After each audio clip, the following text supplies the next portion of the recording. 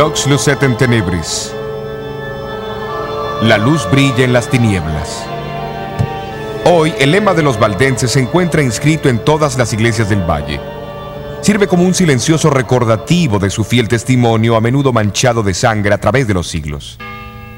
Sin embargo, el símbolo profético de la mujer en el desierto no solo se aplica a los valdenses, incluye a todos aquellos cuya fe en Dios y en su palabra los hizo contrariar las corrupciones y las falsas enseñanzas de la iglesia.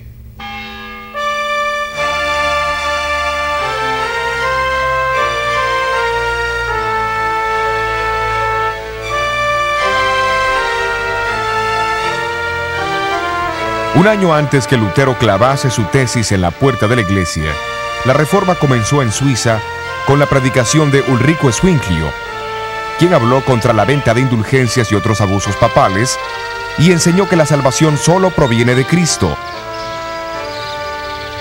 Pero no fue de Lutero que aprendió estas cosas, fue por el estudio de las Escrituras. En los estados alemanes, Lutero se destacó entre todos los reformadores, pero en los distritos suizos muchos hombres piadosos fueron campeones de la fe. Muchos de los reformadores sobresalientes son recordados en este monumento de la Reforma en Ginebra.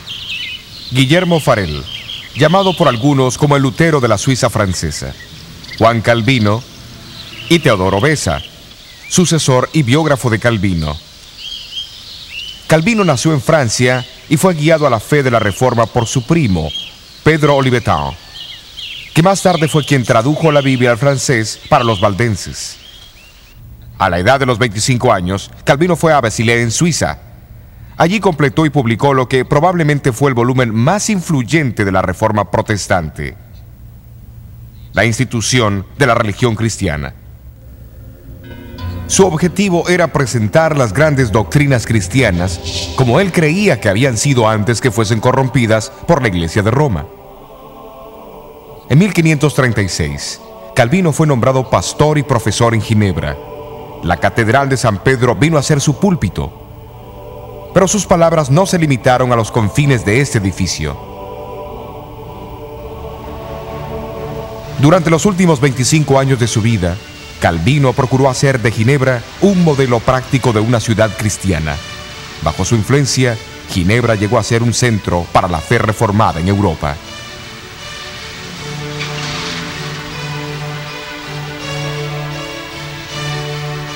Además, estableció un colegio en Ginebra que atrajo estudiantes de toda Europa. Al completar sus estudios, los graduados regresaban a sus tierras para difundir los principios de la Reforma. Un estudiante que vino de Escocia como refugiado fue Juan Knox. Llegó a ser íntimo amigo y ardiente discípulo de Calvino.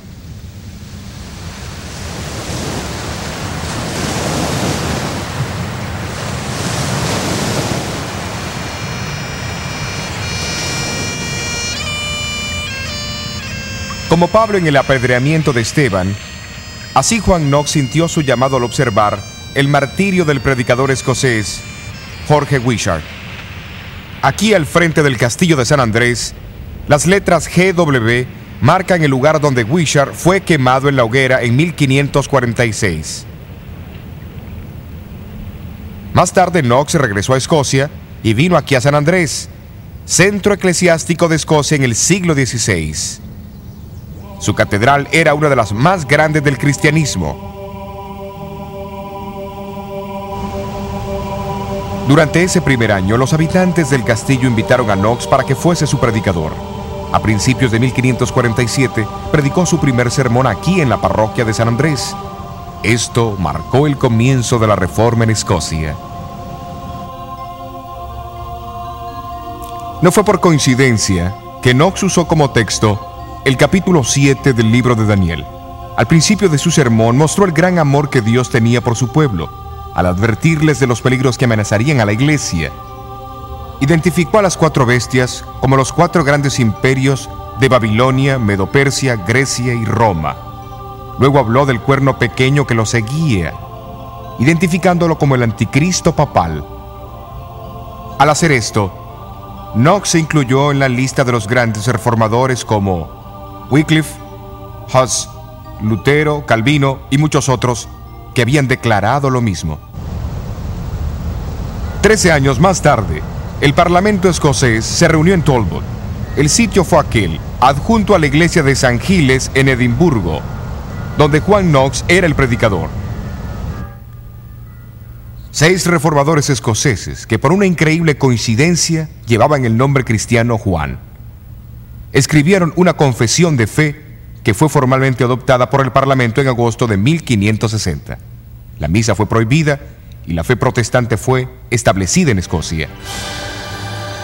Sin embargo, la nueva monarca, María, reina de Escocia, con su fuerte atavismo católico, tenía otros planes. Cuando ella ordenó la celebración de la misa, Knox pronunció sus objeciones en tono amenazador desde este púlpito de la Catedral de San Giles. La reina María citó a Knox a comparecer en el Palacio de Holyrood, no muy lejos de San Giles. María, como otros monarcas de aquel entonces, creía que gobernaba por autoridad divina y que las conciencias de sus súbditos estaban bajo su control. Por eso, la confrontación entre María y Knox era crucial para la supervivencia de la Reforma en Escocia. Tú has enseñado a la gente a recibir otra religión que no es la que los príncipes aceptan, pero Dios ordena a los súbditos a obedecer a sus príncipes. Señora, la religión verdadera no tuvo su origen ni su autoridad de los príncipes, sino tan solo del Dios eterno. Así que los súbditos no están sujetos a ajustar su religión a los gustos de los príncipes, porque a menudo los príncipes, entre otros, son los más ignorantes de la verdadera religión de Dios. Sí, pero la vuestra no es la iglesia que yo abrigaré. Yo defenderé la iglesia de Roma, porque creo que es la verdadera iglesia de Dios. Vuestro deseo, señora, no es razonable, ni hace que esa ramera de Roma sea la verdadera inmaculada esposa de Jesucristo. La iglesia de Roma se ha apartado de la religión que los apóstoles enseñaron y establecieron. Mi conciencia no lo dice así. La conciencia, señora, requiere conocimiento, y temo que su majestad no lo posee. Tú interpretas las escrituras de una manera, y ellos la interpretan de otra. ¿A quién debo creer? ¿Y quién será el juez? Su majestad deberá creer en Dios, que habla claro en su palabra.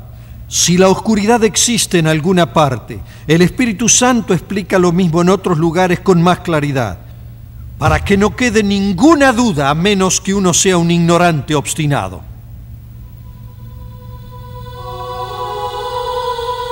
Ante Carlos V en Worms y de Knox ante la reina María en Holyrood, los momentos más dramáticos de la Reforma fueron los de Lutero.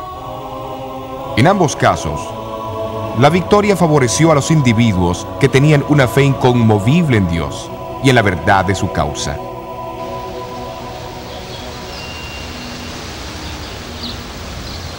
El conflicto espiritual continuó en toda Europa en el siglo XVI. En Inglaterra, la reforma formal que resultó del desprendimiento de Roma por Enrique VIII en 1534 fue en gran parte política, pero en los años que siguieron se levantaron hombres determinados a traer los principios bíblicos de vuelta a la Iglesia de Inglaterra. Esto no ocurriría sin una gran oposición.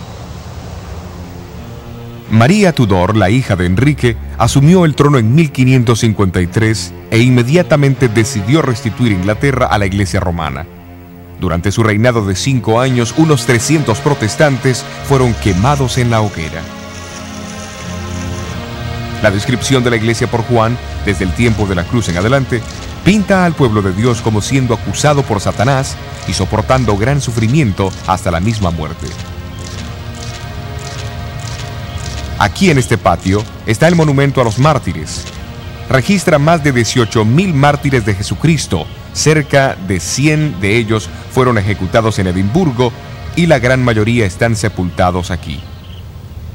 Pero luego Juan añade las siguientes palabras de triunfo en Apocalipsis 12:11. Y ellos